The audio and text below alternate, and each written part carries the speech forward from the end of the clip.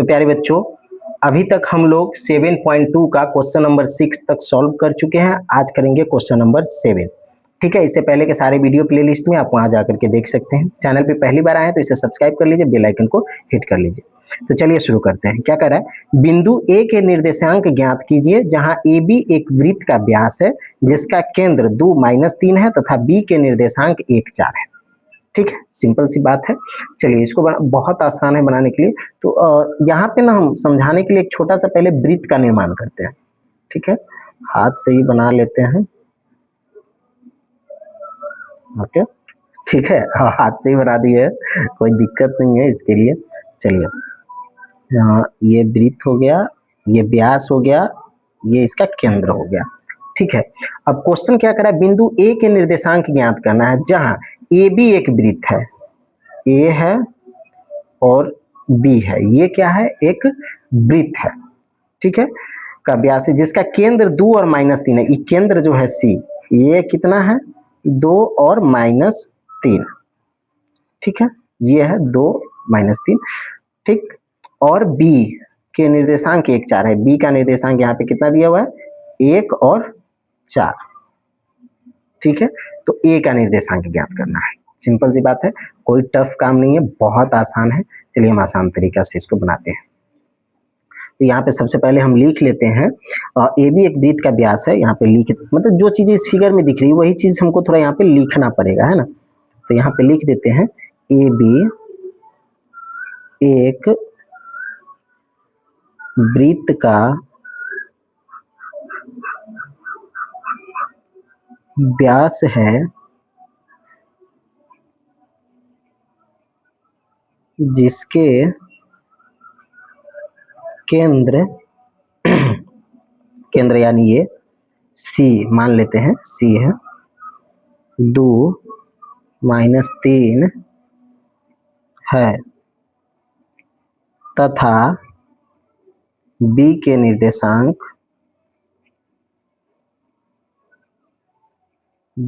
निर्देशांक 1 और 4 है। ठीक है,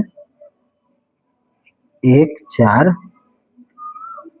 ठीक है, लिख देते हैं 1-4। ओके, अब इसको बनाना बहुत आसान है। अब हम यहाँ पे मान लेते हैं, क्योंकि ए का वैल्यू हमको नहीं पता है ना, तो जब हमको ए का वैल्यू नहीं पता है तो हम मान लेते हैं। तो यहाँ पे लिख देंगे, माना कि ए का निर्देशांक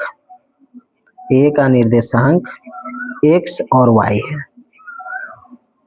ठीक है, x और y है, और c जो है, ये c, इस बिंदु को हम c माने हैं ना, यहाँ पे लिखे हैं। c जो है इसका मध्य बिंदु है, c मध्य बिंदु है। ओके, c मध्य बिंदु है। तो चलिए, इसलिए जो जब c ये बीच में होगा तो इसका जो निर्देशांक होगा वो क्या होगा, तो हम यहाँ पे लिखते हैं, इसलिए c के निर्देशांक, ठीक है, इसीलिए c के निर्देशांक क्या हो जाएगा, ये x हो गया, x और y हो गया, और ये 1 और 4 हो गया। ठीक है, तो थोड़ा सा समझने के लिए यहाँ पे जो है हम एक छोटा सा बात लिख लेते हैं। ये बॉक्स हम बना रहे हैं क्योंकि यहाँ पे हम डिफाइन नहीं कर पाए हैं, जगह नहीं था, और इसके लिए। तो ये हमारा कितना हो गया, x और y, और b हमारा कितना हो गया, 1 और 4, सॉरी 4 लिख दिया, 1 और 4, यही है। तो जब c के निर्देशांक क्या है, ए बी के मध्य बिंदु है, सॉरी ये तो यहाँ पे हम डिफाइन कर दिए थे, इसलिए c के निर्देशांक जो होगा, अब लिखिए, अब मान लीजिए x1 x2 y1 y2, simple सी बात है। जो फॉर्मूला लगाएंगे वो हो जाएगा हमारा x1 प्लस x2 बटे में 2, y1 प्लस y2 बटे में 2, ये सूत्र हो गया। ठीक है, अब इस पे इसको बिठा देना है, सिंपल सी बात है।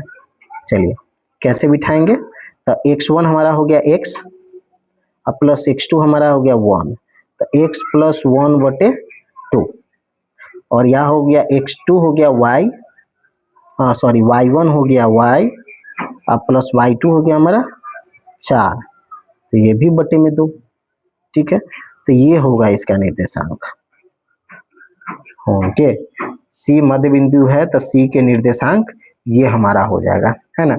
और C का निर्देशांक जो है दिया हुआ है यहाँ पे, हमारे हिसाब से तो C का निर्देशांक ये हुआ, लेकिन इसमें C का निर्देशांक क्या है कि दिया हुआ भी है।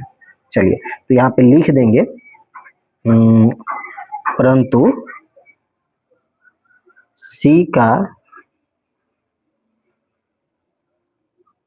निर्देशांक कितना दिया हुआ है, 2 और 3। C का निर्देशांक 2 और -3 दिया हुआ है। ठीक है, निर्देशांक दिया हुआ है, तो जब दिया हुआ है तो इस 2 से इसमें गुना कर दीजिए। ठीक है, और -3 से इसमें गुना कर दीजिए। सिंपल सा लॉजिक है, आंसर आ जाएगा। यानी कि x प्लस 1/2 करेंगे, जब इसका हम हल करेंगे तो क्वेश्चन के हिसाब से आंसर 2 आना चाहिए। ठीक है, और इसको हल करेंगे तो y प्लस 4/2, तो आंसर हमारा -3 आना चाहिए। क्वेश्चन में तो यही करा, जब ये निर्देशांक है तो इसको हल करेंगे तब ना 2 और 3 आएगा। सिंपल सा लॉजिक हो गया ये। अब चलिए इसको सॉल्व कर लीजिए। ठीक है, जैसे सभी क्वेश्चन को सॉल्व करते हैं वैसे कैसे होगा ये हो जाएगा x प्लस 1/2 दूनी 4। ठीक है, और इधर हो जाएगा y प्लस 4 इक्वल टू 3 दूना 6 माइनस के। ठीक है, चलिए अब यहाँ पे x की वैल्यू छांट लेंगे तो हो जाएगा 4 - 1, और यहाँ पे क्या हो जाएगा y बराबर -6, प्लस 4 है इधर आएगा तो -4। चलिए अब x बराबर क्या हो गया, 4 में से 1 गया तो 3, और y बराबर क्या हो गया माइनस माइनस प्लस, यानी कि -10, यानी कि x बराबर 3 और y बराबर -10 हो जाएंगे हमारे आंसर, जो हम a का मान लिए थे। ठीक है, यहाँ पे देख लीजिए a का निर्देशांक हम माने थे ना, a का मान xy, तो x की जगह पे हो गया 3 और y की जगह पे हो गया -10, यही हमारा हो गया निर्देशांक। चलिए मिलते हैं नेक्स्ट वीडियो में, तब तक के लिए bye, best of luck and thanks for the watching.